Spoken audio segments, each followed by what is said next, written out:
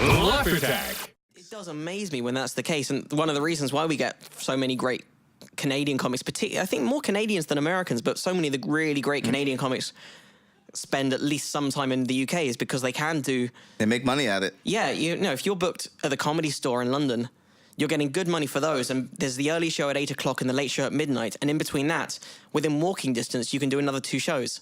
I think that's ridiculous to me. Like 4 shows in a night. It trips me up if I do 2 shows a night, because did I do that joke earlier?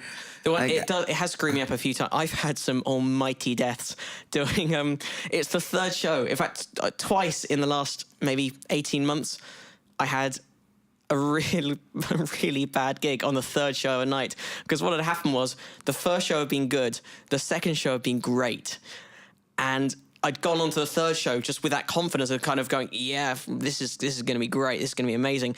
And I kind of forgot that I had to win over a new audience again. You sort of forget that you're going to a gig and they don't know you yet, and you haven't got to that point in the middle of the show when you're kind of flying.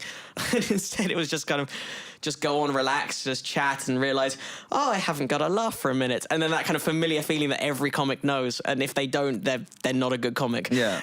Like, if any comic ever tells you they've never had a bad gig, what it means is they've never had a good gig. Yeah. Because they don't have that comparison point. But there's that feeling where you just kind of feel, it's almost like a boat just kind of drifting out of your reach. It's just kind of like... And you just noticed it now. It's just and it's just out of reach, and you can only just watch it go further and further. It's just, you just feel it. It's a visceral thing when you have a bad gig. You can every part of you feels it.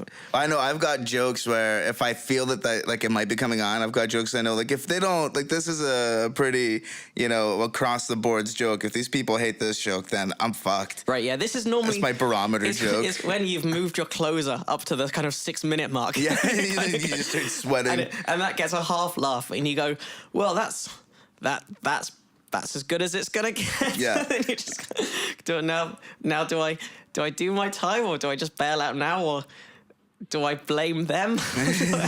Laugh Attack.